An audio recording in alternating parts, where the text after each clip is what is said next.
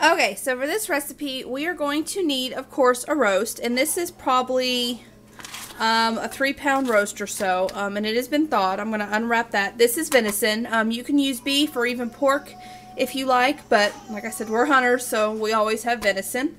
Some potatoes. I'll probably use 3, maybe 4 of them, just depending on how big they are. I've got an onion. Grab a couple cloves of garlic. Onion soup mix. You can use the Lipton's if you like, but they were out when I went to the store, and this tastes just as good. So I'm going to use this. 4 cups of water. I've got some celery here, or what's left of it. My kids like this as a snack, and that's all I've got left. 2 carrots, salt and pepper. And I am going to, sorry about the baby, it's time for her to eat. Oh, and sorry about Rory, she wanted to be seen. I'm going to wash my vegetables and get them diced, and I'm going to heat my skillet to where it's really hot so I can sear the roast. So let's get started. Alright, I've added my venison piece to the pot and it is searing. Make sure your pan's hot because you don't want to steam it, you want to sear it. So that's going, and I've started cutting up my vegetables. You can see the pieces are not too small, but they're not like huge chunks. So I'm going to cut my carrots into medallions and my celery into slices and chop up my garlic real fine. And I'm going to leave the skin on the potatoes since it's going to be slow cooked for a while. I figured why not. So I'm just going to cut these into cubes as well. So when this is done searing and I'm finished with my vegetables, I'll get back to you. Alright, meat is seared and it looks gorgeous. Pan's still hot, and a lot of people, I'm going to add my water to the pan, and I've got my oven preheated at 300 degrees. A lot of people take the roast and they make, you know, a rub for it, and they rub it down and then they marinate it and all that stuff. I don't have time for that. You know, I'm a mom. I have 4 children, so this is going to be the dump method, I guess you could say. All I did was just take the roast out and add my water to the pan. I've got my 2 packets of Lipton soup, and it was 4 cups of water. I may need more water here in a little while, but for now, this is what I'm going to start with. And stir it all in. Oh, almost forgot. Add my garlic. Stir that all in together.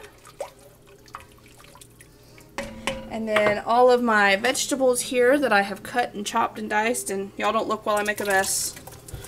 Oh, that went better than I thought. All my vegetables in there. Get them coated. And then kind of move them to the side a little. And then I've got my meat. Let's see if I can do this one-handed. Probably not. Yep, definitely not. Let me get the meat in. I'll be right back. Ta-da! It's in. And I have just tucked it. I moved the vegetables out from underneath it and just tucked it down in there. It doesn't have to be completely covered, but you want to make sure that it's covered pretty good.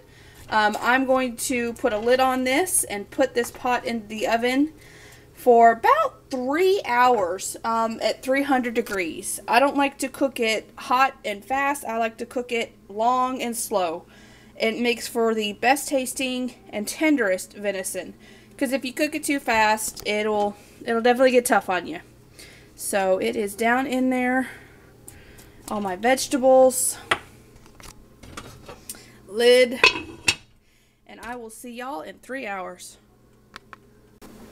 Alright, just pulled her out of the oven. We'll do this with you guys. Oh, yeah. Looks like she needs a little bit water. Not a whole lot. There's still plenty of juice down there. Look at the potato. Look at the carrots. They're all falling apart. Oh, this is perfect. This is perfect. Let's see about the meat.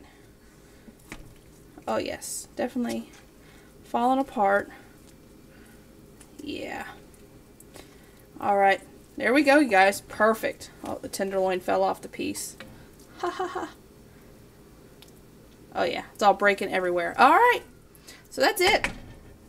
It is done. I'm going to just taste the juice, and it looks thick enough.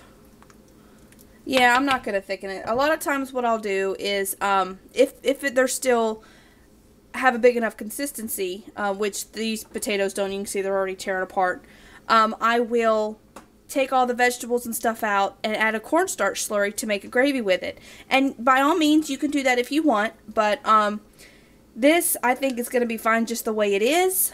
I am going to get some plates and serve it up. Just put a little bit of vegetables on the bottom. And I'm going to take the meat out. I'm going to let the meat rest first. And then I'm going to take the meat out and just slice it, especially for the kids. Actually, I'll probably just shred it. And usually you serve it over potatoes, like mashed potatoes. Well, because there's potatoes in it, I've made couscous instead. This is the mushroom couscous that I figured I didn't have any mushrooms to add to this. So by all means, add mushrooms if you like. But I didn't, so I used mushroom one here. So I'm going to put that on the bottom, put on top some vegetables, big hunk of meat, and we're good to go. Hope you enjoy.